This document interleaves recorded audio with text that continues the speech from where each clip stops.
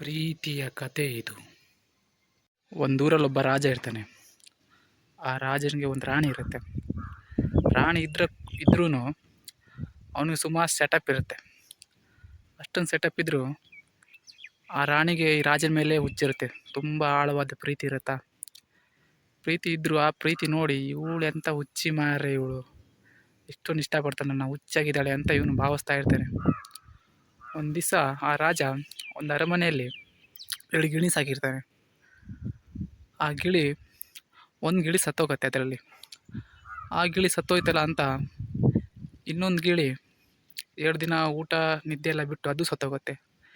ಇದು ರಾಜನಿಗೆ ತುಂಬ ಆಶ್ಚರ್ಯ ಆಗುತ್ತೆ. ಇದು ಎಲ್ಲ ಅವ್ರ ಜೀವನಕ್ಕೋಸ್ಕರ ಜೀವನ ಮಾಡಿದ್ರೆ ಇದು ಇನ್ನೊಬ್ಬರಿಗೋಸ್ಕರ ಜೀವನ ಬಿಟ್ಬಿಡ್ತಲ್ಲ ಅಂತ ಇದು ತುಂಬ ಆಳವಾಗಿ ಯೋಚನೆ ಮಾಡ್ತಾ ಅಷ್ಟರಲ್ಲಿ ರಾಣಿನೂ ಹೇಳ್ತಾಳೆ. ರಾಣಿ ಬಂದು, ಯಾರಿಗಾದ್ರೂ ನಾವು ಪ್ರೀತಿ ಮಾಡಿದ್ರೆ ನಮಗೂ ಇದೇ ಥರ ಆಗತ್ತೆ ಅಂತ ಹೇಳ್ತಾಳೆ.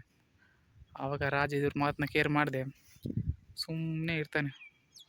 ಒಂದು ದಿವಸ ಆ ಗಿಳಿ ಸತ್ತಿದ್ದು ರಾಣಿ ಹೇಳಿದ್ದು ಎಲ್ಲ ಮನಸ್ಸಿಗೆ ಹಿಂಗೆ ತಾಡ್ತಾ ಇರುತ್ತೆ.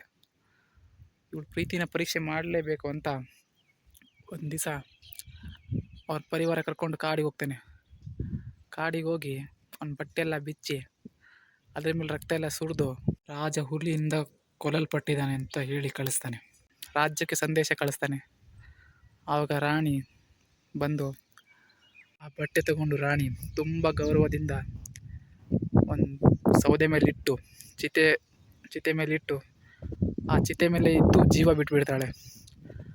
ಆವಾಗ ಈ ಸುದ್ದಿ ರಾಜಂಗೆ ಮುಟ್ಟುತ್ತೆ. ಆವಾಗ ರಾಜ ಕಣ್ಣೀರು ಹಾಕ್ತಾನೆ, ಎಂಥವ್ರನ್ನ ಕಳ್ಕೊಂಡೆ ನಾನು ಅಂತ. ನಮ್ಮ ಜೀವನದಲ್ಲಿ ಇದೇ ಥರ ಆಗಿರುತ್ತೆ. ಯಾರಾದರೂ ನಮ್ಮನ್ನು ಇಷ್ಟಪಡ್ತಿದ್ದಾರೆ ಅಂದರೆ ಅವ್ರಿಗೆ ಬೆಲೆ ಕೊಡಬೇಕು, ಗೌರವ ಕೊಡಬೇಕಾಗತ್ತೆ.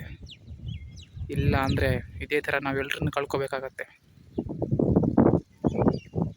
ಈ ಸ್ಟೋರಿ ನಿಮಗೆ ಇಷ್ಟವಾಗಿದ್ದರೆ ದಯವಿಟ್ಟು ನನ್ನ ಚಾನಲ್ನ ಸಬ್ಸ್ಕ್ರೈಬ್ ಮಾಡಿ ಹಾಗೂ ಬಡವ್ರ ಮಕ್ಕಳನ್ನ ಬೆಳೆಸಿ.